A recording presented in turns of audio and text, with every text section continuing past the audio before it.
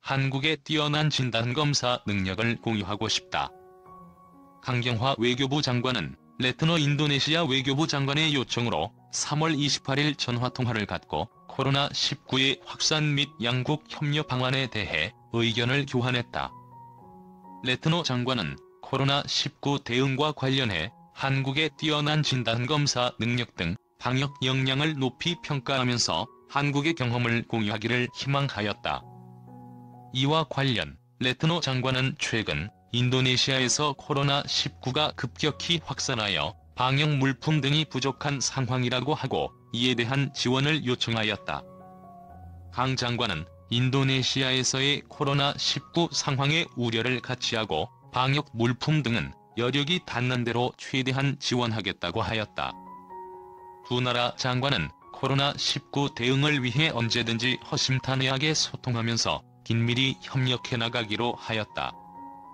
한편 코로나19 관련 한국의 방역 역량이 전 세계적으로 인정받고 있다는 평가가 나오는 가운데 한국의 방역 물품 지원을 요청이 쏟아지고 있다. 벌써 100곳을 훌쩍 넘었다. 현재 방역 물품 지원 요청 31개국, 인도적 지원 요청국 30개국이 있고 두 가지 모두인 국가는 20개국으로 총 81개국이다. 민간 차원 협력이 진행되는 국가는 36개국으로 모두 합해 117개국이다. 이런 와중에 안타깝게도 현재 전 세계적으로 확산되고 있는 위기가 인도네시아에서도 발생되면서 피해가 커지고 있는데요. 그래서 인도네시아 정부는 한국 정부의 게다 두피 진단 제품 수출을 다들 아시다시피 현재 대한민국의 진단 기술과 진단 제품은 타이 추종을 불허할 만큼 높은 정확성을 자랑하고 있습니다. 때문에 미국과 유럽 그리고 제3세계 국가에서 한국 제품을 수출해달라는 요청이 쇄도하고 있는데요. 하지만 대한민국 정부는 국내 수급 상황을 고려해서 미국과 아랍에미리트 그리고 인도네시아의 진단 제품을 우선적으로 수출하겠다고 밝혔습니다.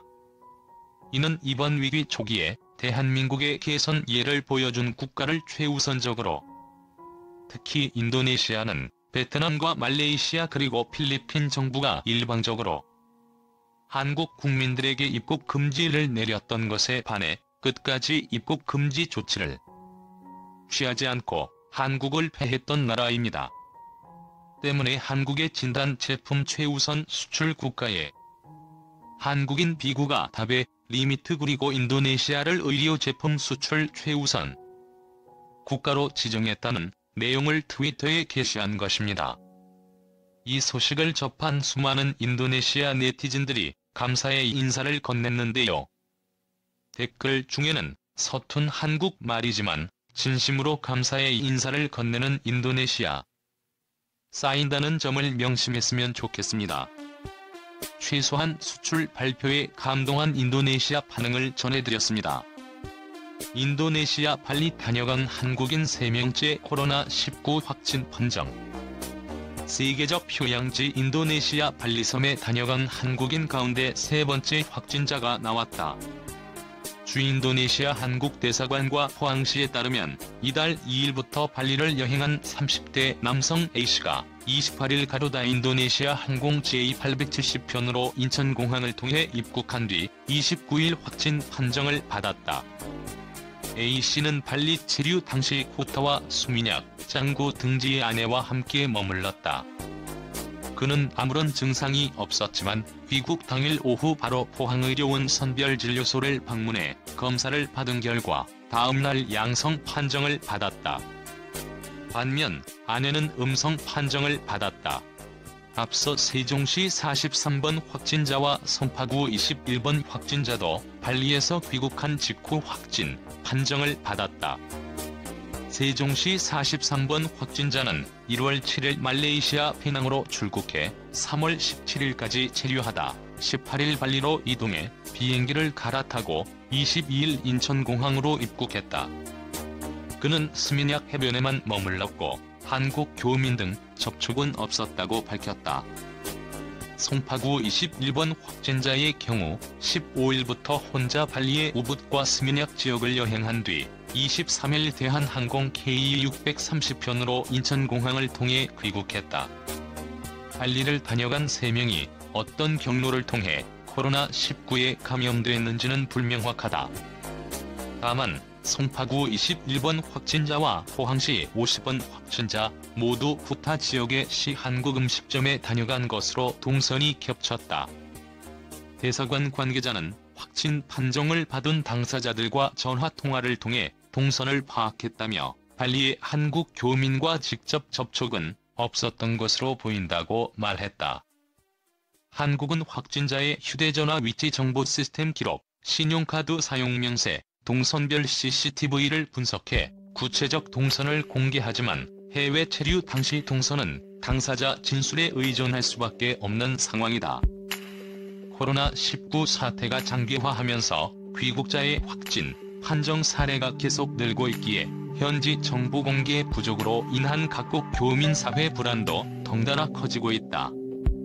발리에서 확진 판정을 받은 감염자는 총 10명이고 영국인 여성과 프랑스인 남성 등 2명이 사망했다.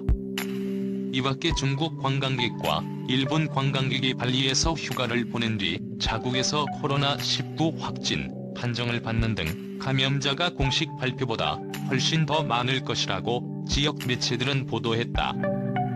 코로나19 사태로 발리의 관광객은 급감했고 이달 20일부터 인도네시아가 모든 외국인의 무비자 입국, 도착 비자 발급을 중단한 뒤 더 줄었다.